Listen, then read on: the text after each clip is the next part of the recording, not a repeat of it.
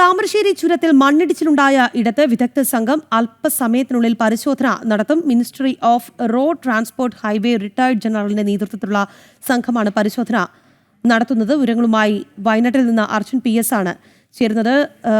അർജുൻ, അവിടെ ഈ പരിശോധനയ്ക്കുള്ള സംഘം ministry off road transport highway retired ജനറലിന്റെ നേതൃത്വത്തിലുള്ള സംഘം എത്തിയിട്ടുണ്ടോ? എപ്പോഴാണ് പരിശോധന?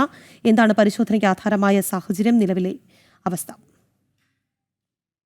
സമയത്തിനകം വിദഗ്ധ സമിതി ഇവിടെ എത്തിച്ചേരുമെന്നാണ് നമുക്ക് മനസ്സിലാക്കാൻ സാധിക്കുന്നത്. കഴിഞ്ഞ മാസം 26-ാം തീയതിയാണ് ഇത്തരത്തിൽ ചുരം ഇടിയുന്ന ഒരു സാഹചര്യം ഉണ്ടായത്. ചുരത്തിലെ 9ാം വളവിൽ ഒരു ഇടിവുണ്ടാകുന്ന ഒരു സാഹചര്യം ഉണ്ടായത്.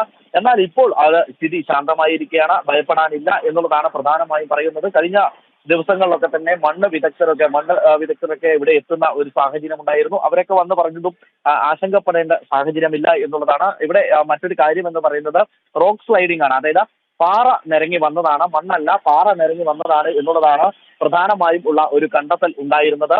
അതിനുശേഷമാണ് ഇപ്പോൾ വിദഗ്ധ സമിതി ഇവിടെ എത്തുന്നത്. അതായത് ഇനിയും പാറ ഇടിയാനുള്ള സാധ്യതയുണ്ടോ, ഏത് തരത്തിലാണ് പാറ ഇടിഞ്ഞിട്ടുള്ളത് എന്നുള്ളതടക്കം ഇന്ന് വരുന്ന സമിതി പരിശോധിക്കും. മാത്രമല്ല ചുരം റോഡിൽ ഇത് സംബന്ധിച്ച് ഈ ഇടിഞ്ഞതുമായി ബന്ധപ്പെട്ട് ചുരം റോഡിൽ എന്തെങ്കിലും പ്രശ്നങ്ങൾ പറ്റിയിട്ടുണ്ടോ എന്നുള്ളതടക്കം ഈ വിദഗ്ധ സമിതി പരിശോധിക്കും എന്നുള്ളതാണ് നമുക്ക് മനസ്സിലാക്കാൻ സാധിക്കുന്നത്.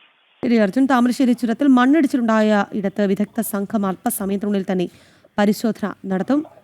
അർജുനാണ് വയനാട്ടിൽ നിന്ന് വിശദാംശങ്ങൾ നൽകിയത്.